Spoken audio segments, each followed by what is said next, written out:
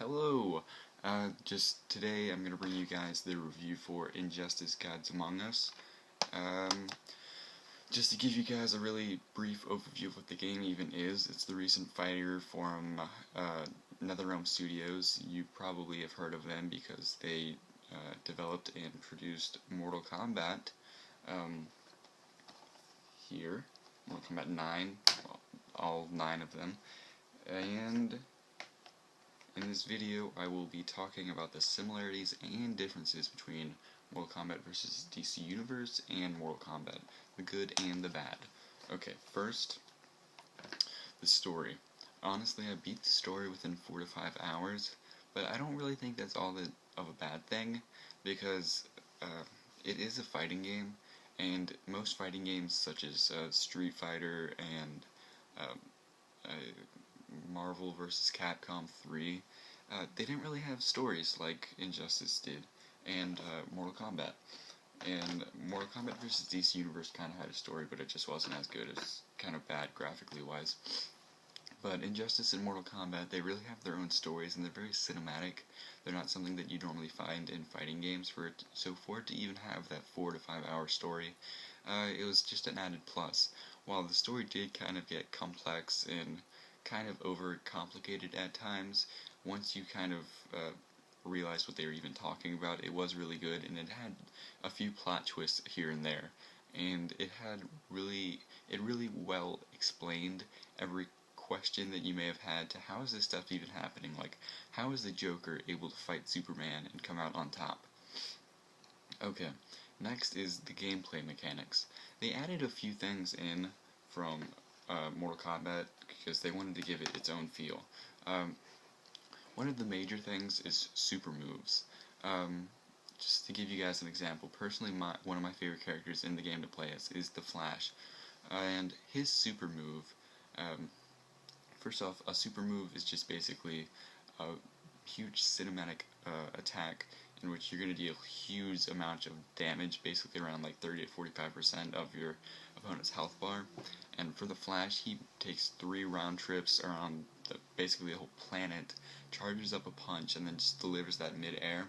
So it's kind of hard to picture, but I'm sure it's somewhere on YouTube. I don't really have the video editing quality to be able to show you guys that, but it's just beautiful when you see it, and each character has their own super move. For example, Batman, he summons the Batmobile, and the Batmobile completely just hit and runs your opponent. Green Lantern, he takes you to Oa, and just has a bunch of different constructs such as planes, buses. He hits you with a huge hammer. So it's just that type of thing that I think sets the game kind of apart. People were complaining that it didn't have fatalities, but I think that's kind of laughable that they think fatalities would even be considered for a game like this, because first of all, NetherRealm would want to get something to break away from Mortal Kombat, and I think I don't really want the Flash's head being ripped off or shot into pieces by the Joker. I think I'd want a different game than that, because that's kind of what they tried doing in Mortal Kombat vs. DC Universe, and just with the DC Universe rights, it didn't really go over well because the DC creators didn't really want to see their characters being disemboweled and decapitated, and I can understand why. Next is character design. I thought that was really well done, and I just thought they looked even better than just the Mortal Kombat characters. Each character has at least one alternate costume, but I think most have 3. So it's really nice just to be able to have a lot to choose from, and personally I always play with an alternate costume, so it's one of the new 52 costumes, so that's something they didn't even need to put in the game, which they did put in for free, which a lot of people in the game development industry would not do, put in free stuff. Okay, next I'm just going to talk about some of the added features in the game. There is the Challenge Tower, which is, not Challenge Tower, the Star Labs, which is basically the Challenge Tower from Mortal Kombat, in which you have 12 missions for each character, and a lot of them are just really creative. such as Catwoman's. One of hers, you actually play as her cat Isis, and you're robbing a bank with her cat, so it's just really cool to see. I know another one, you're Sinestro, and you're just slamming down meteorites on certain spots. I think you're selling them out on mines. Personally, I haven't gotten to that part yet. I haven't done a lot of Star Labs missions because I'm just so consumed with the online play right now, because it's really fun once you get into it. That's what really just gives the game its replay value. They have a really in-depth training mode. I've actually gotten good with a lot of characters by using that.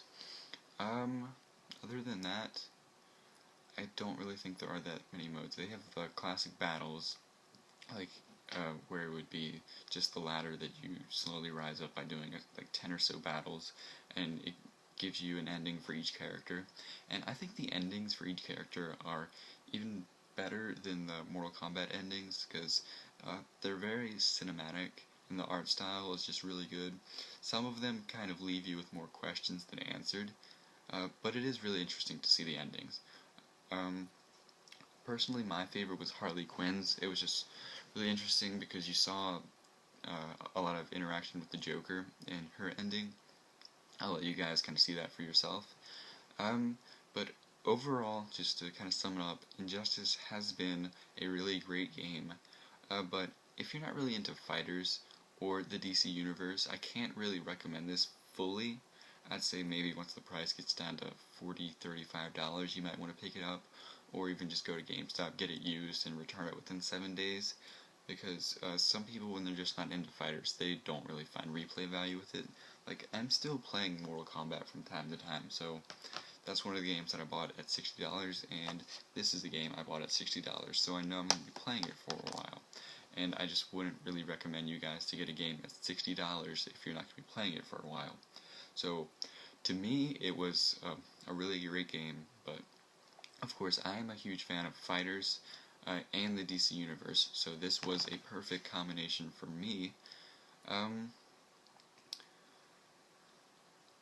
So, that is my review of Injustice. Overall, it's a really good game.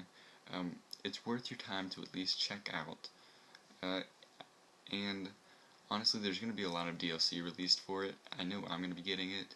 It may be pricey, but I think the characters have a lot of potential. And to just end the video, you guys did get me to 10 subscribers. So just the first one of you to comment on this video saying which one of the digital copies you would like, I'll send you the code for that and how to obtain it. I'll read again which digital copies I actually have, for those of you interested. Contagion. I have 10 free X-Men Marvel digital comics. Hugo. Horrible Bosses. Thor. X-Men First Class. Django Unchained. The Descendants. And Kick-Ass. So, just for those of you interested again, thanks for getting me to the amount of subscribers that I have now. I know 10 isn't a lot, but it is a good milestone, getting into double digits. It may not seem like anything, but, you know. Just thanks again for watching, guys. Always like, subscribe, comment, share, and just thanks for watching.